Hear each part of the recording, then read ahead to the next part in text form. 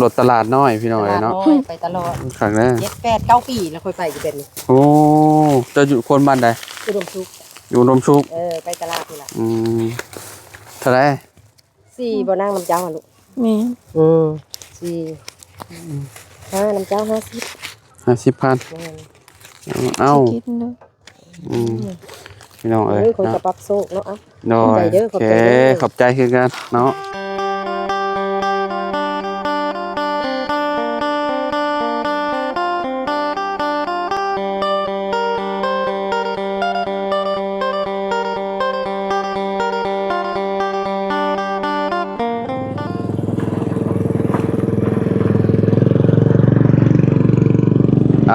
กราบสบายดีและสวัสดีเนาะ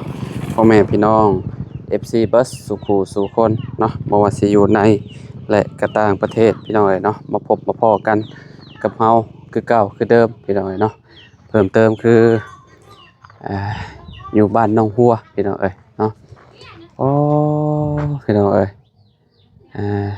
มีหยังเด้นี่เนาะข้าวบ่ที่ว่าเพิ่นโปกเมียนหัวเพิ่นสิเอาข้าวไปขายบ่ได้เฮียงอันนี้โลสบายดีข้าวเชียวไปใช้ดิบ่ได้เอาไปใส่อันเขาคนในบ้านนี่เขามาส่งคืนตอนนั้นเขาเอาเขานอนโอ้โดยก็เจ้ายืมข้าวจุมเจ้าไปบ่เอาไว้แบบนี้ก็เจ้ากายทางมาก็เจ้าบ่นั่นบ่นี่เอาไว้ไปซีบ่เมนูไม่ใช่หัวเจ้าไปใส่ไปสอนเนาะจักไปสอนแม่มื้อนี้อากาศมันร้อนเนาะลงแต่เช้าก็ได้อยู่เนาะบ่ได้พัดบ่นี่นะเขาพัดมาแล้วจะพัดมาเรียบร้อยแล้วมีแต่เฮาตำอย่างเดียวไปซีอย่างเดียวเนาะเป็นอะไรคือเอาหอกเอาแหกสบายบ่บ่ได้ไปใช้บ่มันเขาสิไปเปิดอุนซีสิไปเปิดบัญชีบ่โดยไปเซโปนหรือชายแดนจังได๋ก็สิไปชายแดนมันง่ายบ่ฮะก็น่าเอาก็ได้พี่น้องเพิ่นว่าเพิ่นจะไปเปิดบัญชีเนาะไปกับไผเนาะไปกับสเต็งสเต็งสิพาไปบ่เปิดธนาคารยังธนาคารการค้าจะเปิดการค้าบ่โดยการค้าก็ดีคือกันเนาะตอนจะเป็นแรกๆจะไปเปิดธนาคารจังซั่นเนาะการค้าคือกันตอนแรกหาได้โดยคิดว่าไปเปิดธนาคารพัฒนาใช่เนาะบ่จะมีบัตรทุกธนาคารหรือว่าบ่จะไปบ่จะสิไปเปิดนี่บ่ฮู้คือกันลงฮู้แต่บ่นั้นอันหมู่บอกเขาหลายคนเขาไปเปิดอยู่หั่นคนในบ้านเจ้านี่นะแม่เขาไปเปิดแล้วเขาแนะนำมาว่าธนาคารนี่ใช้ดีบ่แม่นเขาว่าสบายเขาว่าสบายอันเปิดธนาคารสบายบ่ยากปานใดแม่ไปก็มีแต่เขียนชื่อเนาะเขียนชื่อตัวเองนั่นแหละเนาะกับตอนข่อยไปเปิดน่ะก็ง่ายอยู่เพราะว่าข่อยรู้จักกับกระเจ้าเด้กับคนในธนาคารเด้มันแบบเฮาก็เรื่องกับเพิ่นนิดนึงนะพี่น้องก็อันนี้ครับงานเพิ่นบริการก็น่าสิดีอยู่ดอกเนาะธนาคารพี่น้องเพราะว่าแบบต้องเอาลูกค้านะเนาะไปเปิดสิมาเฮ็ดธุรกิจบ่เปิดไว้ซื่อแบบสบายเวลาเฮาไปเฮ็ดเวียกเฮ็ดงานก็สบายแบบบ่อยากจับแบบเงินสดนะก็แม่นอยู่ว่าถูกอยู่เนาะเวลาไปเฮ็ดเวียกบางทีเฒ่าแก่แบบบ่อยากจ่ายเงินสดเนาะเพิ่นคุมื้อนี้อยู่ลาวก็เพิ่นจ่ายอันเข้าบัญชีด้วยเด้เนาะแม่นผู้ใดแบบเฮามีบัญชีเฮาให้เขาโอนเขาก็โอนให้แบบ เฮาบ่มีบัญชีอันก็เขา น้องจัน เงิ ก็ สด ใกล้สิเปิดคือกันแม่นบ่ ว่าสิเปิดคือก็ แต่น้องยังบ่ทันฝากอันสมโนให้เรา แล้วเราสิเปิดการค้าคือกันติ บ่ฮู้คือกันเนาะ อันนี้อยู่น้ำเฒ่าแก่สิเปิดให้ก็เปิดตัวใดก็ตัวนั้นแหล้วเนาะ โอ้ให้กินข้าวละ ค่อยนะ เด้อ บ่ยังบ่ได้กิน กินข้าวกับน้ำก่อนมีแนวกินเอาผักเอาผักเอาเนาะน้องก็ยังบ่ทันได้กินข้าวเนาะบ่ได้กินข้าวเด้อ บ่เป็นหยังบ่ยากดอกค่อยนะเรื่องข้าวนะเที่ยงพู้นกินข้าวเช้า คุมื้อ น้องก็คือแก๊บบางทีก็2 โมงกินข้าวเช้าบางทีก็ตอนแรงพุ่น4 โมง อื เพราะว่า ม นี่ก็คือแบบ ลดหุ่นบ่ บ่แบบรู้สึกว่าบ่สบายแนวบ่อยากเข้า อืม บ่ได้หิวเลย ลดแต่เมื่อวานนี่บ่เนาะ ก่อนๆมื้อก่อนๆว่าซั่นเนาะเป็นน้ำอากาศได้พี่น้องเอ้ยเปลี่ยน 3 มื้อ4 มื้อนี่แล้ว กินข้าวมันบ่แซ่บ แม่นแบบเฮาบ่คิดอยากเลยนะ น้ำมออยู่เนาะ บ่ได้หิวเลย น้ำหนักสิลดกับบัดนี้ได้เนาะอีหลีได้แบบเวลาบ่สบายนี่คือแบบปากเฮาน่ะมันบ่มีรสชาติเวลากินก็บ่แซ่บหยัง กิ นั้น ห เนาะ ยังก็บ่แซ่บ ถ้าข่อยเป็นไข้ข่อยมักกินส้มข่อยน่ะแบบว่ามักตำมักหย่องมักยุ่มแบบนี้อยากกินอีหลีได้แบบเวลาเฮาแบบ แบบบ่อยากหยังเลย อืมกับบ่คือกันเนาะแต่ละคนเนาะครับบางคนเนี่ยโอ้ยบ่สบายนี่ผู้แลหาส้มบ่แลกินอยากกินขนาดใดพี่น้องเอ้ยแต่ว่าพวกข้าวพวกหยังนี่โอ้เป็นพวกของคาวแฮงแล้ว พวกปลาพวกหยังนี่มันโอ้ยกินบ่ลงพี่น้องเอ้ยอันนี้เจ้าเป็นแต่ไอเหรอวะกับเจ็บคอบ่ นี่ บ่ได้ปวดหัวปวดหยังติ ก็วินอยู่วินหัวหน่อยนึงบ่ได้แบบบ่ได้อันนั้นปวดแฮงอะนะ อืมแต่พอแล้วจังเศร้าๆนี่สิไหว้ว่าไปเปิดธนาคาร ไหวอยู่ให้เจ้าเต้งขับรถ โอ้คือว่าแล้วเนาะสเตงเราขับเป็นอยู่เนาะแค่นำหลายคิวนี่ยังเข้าไปในหม่องห้องแอร์เนี่ยโอ้ยอยากนอนเด้ กินยาแล้วบ่ กินแล้ว เอาเฮาว่ายังบ่ได้กินข้าวคือกินยาก่อน อืมอืมแบบบ่อยากเข้าอะนะกินยาเลย โอ้ ว่าสิ มัน เป็น กัดกระเพาะได้เจ้า เอากินบ่ได้แบบบ่ได้กินข้าวกินยาบ่ได้ บ่ได้เด้ น้องกินไปแล้ว เพราะว่ายาเนี่ยมันอันตรายเด้ คือแบบพระเจ้าเห็นหน้าพระเจ้าจงบอกว่า กินข้าวแล้วจึงกินยาหลังอาหารเด้ อันนี้กินก่อนเลยบ่ กินก่อนเลย อ๋อโธ่จังมิด 2 อู้ได้อ่านอยู่บ่ในซองยา หืม ได้อ่านอยู่บ่ในซองยามันเขียนว่าแนวใด เขาบอก บอกแนวใด เขาบอกว่ากินข้าวก่อนจะกินยาแต่น้องบ่อยากกินข้าว ว้าวเฮาต้องอดกินได้ กินบ่หลายก็ประมาณ 2-3 คำอีหลีกระเพาะเฮามันว่างเด้ มันไปบดยาบัดนี้โอ้ยอันตรายอีกกินจังมื้อแล้วก็เจ้ากินยา ซื้อเมื่อวานนี้ กินก่อนข้าวตลอดบ่ บ่เมื่อวานนี้กินข้าวก่อนหากับมื้อเช้านี่เคยกินยา เออ เคยบ่เคยอยากบ่เคยกินข้าวเช้าแล้วบ่อยาก ก็เลยกินยาก่อนโลดติ แม่ โยถูกบ่พี่น้องเอ้ย ถูกบ่น้องหัวกินมันบ่ถูกเขาบางยาน่ะก็อาจสิกินก่อนข้าวก็มี มันก็บ่ได้ว่าสิให้กินข้าวก่อนดอกเนาะมันก็อยู่นำตัวยาคือกัน แต่ว่าเจ้ากินยาดีหยังก็ยาดี เจ็บคอย าดีเจ็บคอ แบบว่าเป็นมิตรเนาะบ่ได้อม บ่ อืมกับบ่ได้กินตลอดกับบ่น่าสิเป็นหยังติเนาะ บ่เป็นดอก อ่า คันแนมกินตลอดก็บ่ไหวเลยกระเพาะบางเลยพี่น้องเอ้ยเนาะกินยาหลายก็บ่ดีคนเฮาก็ได้ถ้าป้าให้มันหายเลยมันก็บ่หายแล้วหนูว่าเนาะ แม่น มันต้องมีสมุนไพรบ่มีบ่ซะ สมุนไพรแบบ ส่วน อมดีเจ็บคอบ่มีบ่ บ่มี ตำราก็ต้องมีนะ เนาะ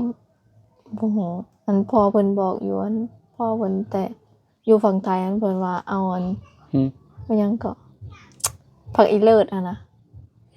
เด้อเขาสิบอก ผักอีเลิศกับอันกระเทียมเหรอแล้วก็เกลือ อืม เราเอายำมา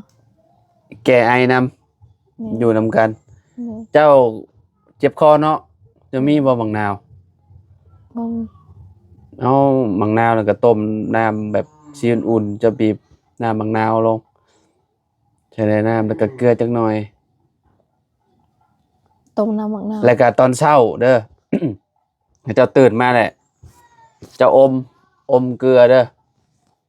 อมเกลือแบบ เกลือสิบ่กัดคอ บ่ให้มันขาเสื้อเด้เจ้าเจ็บเนาะ อืม เจ้าเจ็บแล้วเจ้าอมเกลือนี่เพราะว่ามันสิมีเสมหะนำเด้จักหน่อยเจ้าก็ไอจักหน่อยไอนำบ่มีบ่ไอ มันก็บาง หน่อยหนึง แม่ ไปเด้เพราะว่าข่อยเคยอมอยู่เวลาข่อยไอข่อยเจ็บคอน่ะข่อยมันขาเสื้อเด้อยู่แถวนี้ก็คือมันมีหลายๆอย่างเลยที่แบบสมุนไพรน่ะแบบที่เฮ็ดให้เฮาอันชุ่มคอน่ะ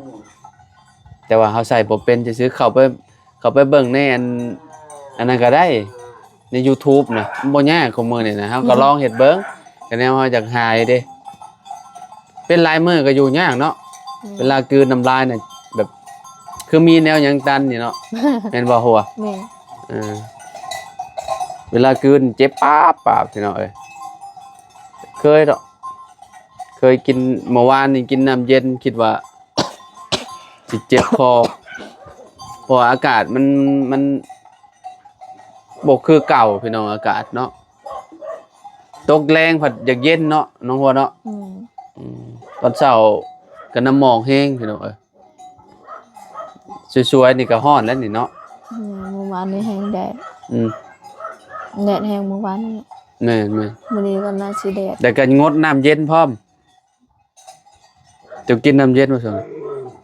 บ่กินน้ำสะอาด หึ กินน้ำสะอาดในกระตุกมันเอาไว้เนาะ ว่าเจ้าแช่อันตู้เย็นบ่เจ้าบ่ได้กินติ แม่ งดน้ำเย็นก็ได้คนเจ็บคอนี่งดเบิดพวกเย็นๆพวกหวาน น้ำก็บ่ได้สิกินหลาย ฮะ อยากน้ำนะบ่ได้กินหลายกินแต่เวลาแบบตอนกินข้าวอะนะ ๆต้อง สิ กินน้ำจำเป็นคือกันต้องกินให้มันชุ่มคอ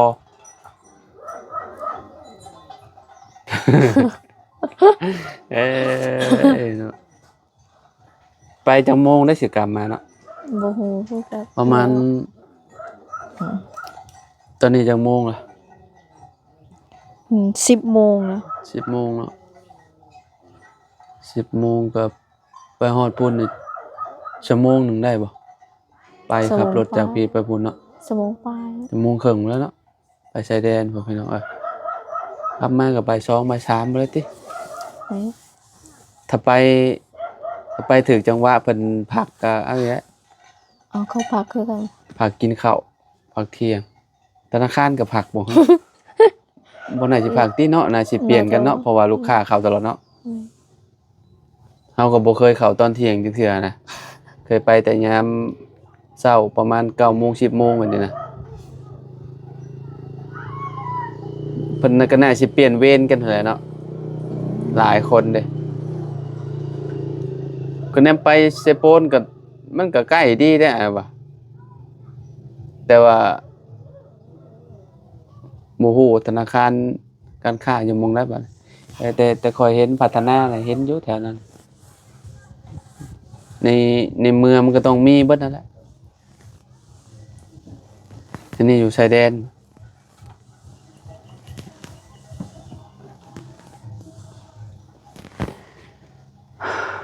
เอาพี่น้องน้องจันเราไปเที่ยวแล้วบ่ บ่ฮู้ ยั เรา ง เล บ่ ยโทรมาว่าได้ เอ้า ทัก บ่ได้คุยกันเลยบ่ เราเลิกเวียกอันดึกบ่มีฮอดเวลาเล่นโทรศัพท์ จังโมงเลย ประมาณ11 โมง 12 โมงบางทีก็10 โมงถ้าว่าเลิกไป10 โมงแล้วไว้ 4-5 ทุ่มอ๋อบางทีเที่ยงคืนบ่ แม่ แพ็คเครื่องนี่บ่ ก็บ่ฮู้คือกันแพ็คเครื่องนำเลยให้เรียกบ้านได้ให้เรียกบ้านก็แพ็คเครื่องซอยเขาเจ้านั่นแหละ อืม แบบเวลาอันยันลูกค้าสั่งไลน์เลยก็แพ็ค คนเลยเนาะเราเนาะจักคนกับคนงาน2 คน 2 คน ก็คือแบบเจ้านายนี่เป็นแม่ค้าออนไลน์บ่ ก็บ่ฮู้คือกันบ่ได้ถามเรา เราอะได้ยินแต่เราว่าแพ็คเครื่องให้เขาน่าจะเป็นประเภทเครื่องออนไลน์นี่แหละ อืมก็มีเครื่องออนไลน์แหละขายออนไลน์แหละแพ็คเนาะแบบว่ามันก็เจ้าขายในบ้านก็เจ้าเองบ่หรือว่าก็เจ้ามีห้านอีกต่างหาก ขายในเฮือนนั่นแหละ ขายในเฮือนเลย อืม แสดงว่าขายออนไลน์ ขายออนไลน์แหละ อืม แต่เวลาลูกค้าสั่งไลน์ก็แพ็ค อ่า เกมเครื่องให้เขาเจ้าจัดเครื่อง อืมแบบว่าเพิ่นมีออเดอร์ไลน์เนาะ นี่ ส่งจนดึกแพ็คจนดึกเนาะแพ็คแล้วในมื้ออื่นเช้าก็ไปส่งนะนี่เนาะ อืม ต้องเฮ็ดงานบ้านต้องเฮ็ดอันแพ็คเครื่องให้กับเจ้าเลยเนาะอยู่ในบ้านเลยเนาะ แม่ บ้านหลังใหญ่บ่หัวเราได้เว้าให้ฟังบ่ 2 ซันเนาะ ช่องชั้นบ่ แม่ ใหญ่อยู่ซะเนาะ ก็ บ่น้อยเด้พี่น้อง แบ เอ้ย บบ่ได้ออกแต่เฮือนเลย อยู่แต่ในเฮือนนั่นแหละ อืมอืมเจ้าคือสิสบายอยู่เวลาน้องจันสมมุติว่าเราได้เงินเงินเดือนเราจะฝากมาให้แม่ก็ฝากมาทางเจ้าเนาะมันก็ง่ายไปอีกแบบนึงพี่น้องเอ้ยสมมุติว่าน้องเพิ่นไปเปิดบัญชีมาแล้วหันนะ แล้วเราต้องบ่ได้เสียอันค่าธรรมเนียมให้กับเจ้าอีกแบบมีบัญชีตัวเองอันนั้น แม่นไปกดก็บ่มันก็ยังฮู้ว่าเงินเข้าอันในบัญชีเจ้าของหั่นนะไปกดออกก็แค่สิชา5,000กีบนึงมันก็บ่ได้แพงดอกบัญชีลาวคือกัน อันเฮาสิอันเอาบัญชีเขาอันบางทีเฮาสิโอนแบบ4-5 ล้าน ก็เขาเอาอันประมาณ50,000 แม่นเขาก็เอาประมาณนั่นแหละบัญชีเฮาเองก็มันก็คักหันน่ะแบบ แบบสบายอะนะแบบ สบาย มีบัญชีเอง เวลาเฮาอยากซื้ออีหยังก็ได้หันน่ะเวลาว่าโอนเงินให้แหน่ถ้ามีเงินในบัญชีดอกว่าถ้าบ่มี ก็คือว่า เงินบ่มีในบัญชีก็โอนบ่ได้คือกันแหละพี่น้องเอ้ยเนาะแต่มันก็เป็นการดีแหละเนาะเฮามีไว้ก็ดีเนาะเผื่อว่าเจ้าเฮ็ดมันปีหน้าเจ้าอยากเอาเงินเข้าเมียนก็เข้าเมียนได้บ่จำเป็นต้องเอาเมียนในเฮือนในชานนั่นน่ะเนาะมันก็ปลอดภัยกว่าการลายนะพี่น้องเอ้ยเวลาเฮาขับรถไปเนาะมีเงินเต็มกระเป๋าเพิ่นว่าโอ้โจถือปล้นเห็นไหมเห็นอะไรเนาะอันนี้ยังว่าอยู่ในบัญชีเด้มันก็อยู่ในนี่แหละ อยู่ในโทรศัพท์ ในโทรศัพท์เฮานี่แหละเขาก็บ่เห็นดอกว่าเฮามีเงินเท่าใดเนาะอันนี้ถ้าหมู่เรามีเงิน10ล้านก็พายกระเป๋าใหญ่ๆแล้วแหละพี่น้องเอ้ยเนาะเงินกีบเฮาแฮงหลายอยู่เนาะ10ล้านนี่โอ้ถ้าเป็นใบ50,000นี่ก็ธงคือธงข่อยนี่เต็มหมดแล้วนี่ บ่ได้ก็สิว่าว่าเฮาได้เงินหลายก็สิค่ารับข้างทาง แม่น ซุมื้อนี้เฮาไว้ใจไผบ่ได้ แม่นใส่ทองปลอมมันก็อีกเด้ ใส่ทองปลอมก็ย่อบ่ไหวของมือสังคมของมือก็คือสิฮู้แหละเนาะโจรหลายเด้พี่ ข น้อง นาด เอ้ย ผู้หญิงเขายังเป็นนักเลงได้ตีกันได้เนาะ จะได้เบิ่งข่าวอยู่บ่ซะ ได้เบิ่งอยู่ น้อง ใน น้อง โซเชียล ปุงน้องแป้งนะ แม่ เบิ่งอยู่บ่ที่ลุม4ลุม1น่ะ แม่ อืม อันหลาย ขนาด คนพออันลุมตีผู้หนึง แม่ ไป น สิแพ้ ขนาดย่างไป ให้เขากราบตี ย่างอันอยู่แคมป์คลองบ่เนาะ แม่น ประมาณนั้นแหละเนาะ แต่คำของ ยังได้ลุมตีพี่น้องแบบว่าเฮาก็บ่ฮู้ดอกว่าเหตุการณ์แบบตอนนั้นเป็นแบบใดหั่นนะ แม่ แต่ว่ามัน มันก็ ก็บ่คักปานใดแหละเนาะ มันก็โพสต์ที่ให้เขากราบตี ให้ต้องว่าให้เขากราบตีนกราบหยังโอ้ยพี่น้องเอ้ยเนาะมันก็โพดดอกเบิ่งแล้วก็อีต้นลาวอยู่ได้เนาะมันก็ได้ เขาพัด บัด หลายคนสอง แม่ สาม น คนอันลาวหันผู้หนึงมันสิไปแพ้ บัดเพราะว่าอันนั้นอีกบาดนี่บัดไปเบิ่งเฮือนเบิ่งชานแม่เพิ่นว่าโอ้ย เขาบ่ได้มีหยัง ก็บ่ได้มีอีหยังเนาะ พ่อ ลูกนี่ก็ แม่ เลี้ยงได้แต่กะโตเลยเด้อพี่น้อง เลี้ย บ่ ง ใจ ใหญ่ เลี้ยง มา บ่ แล้วบ่สำนึกอัน เนาะ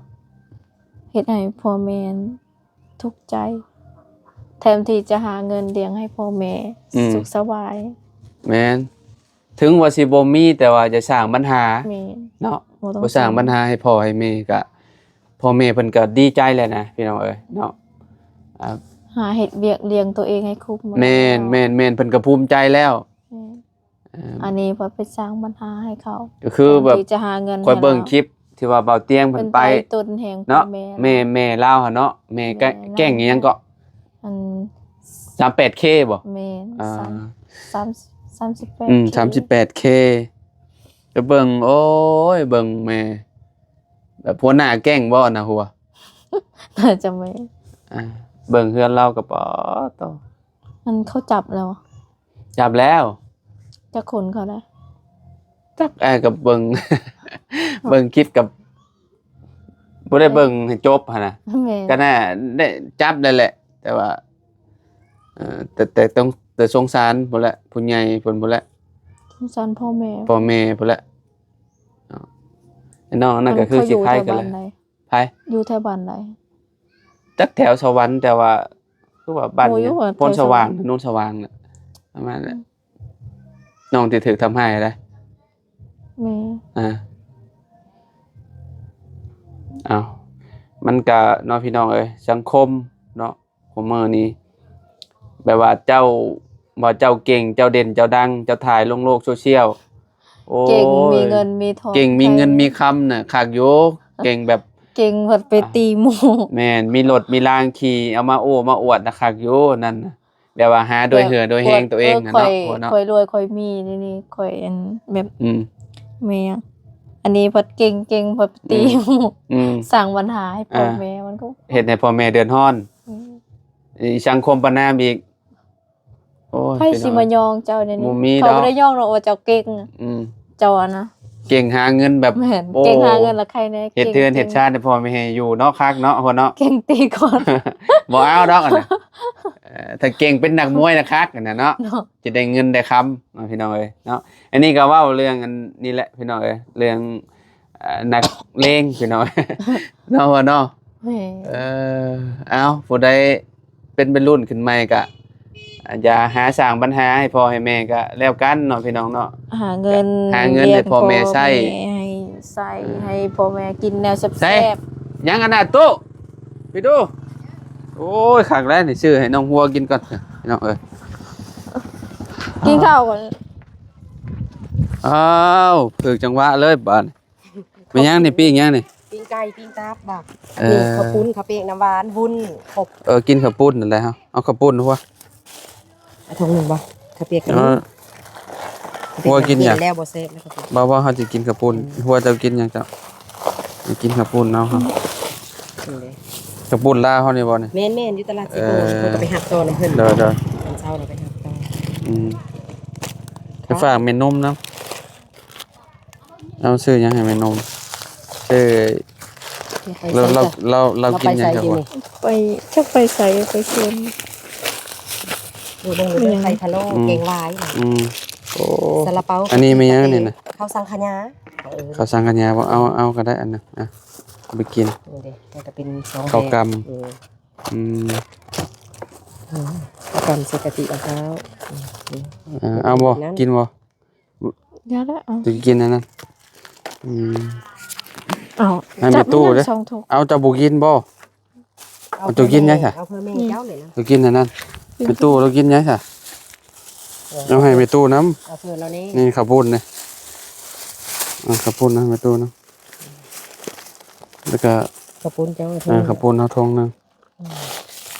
น้ำหวานบ่ลูกแม่จะไปใช่ๆมามื้อ โอ้ จะ คนเจ็บคออยู่ โอ้ น้องหัวเจ็บคอได้แม่ตู้เอาให้แม่ตู้ก็ได้ นั่น น้อง แหละขอถามแม่ตู้หั่นแหละจังว่า มักทั่วนะรถตลาดน้อยพี่น้องเนาะ ไปตลอด ขังแน่ 7 8 9 ปีแล้วค่อยไปจะเป็น โอ้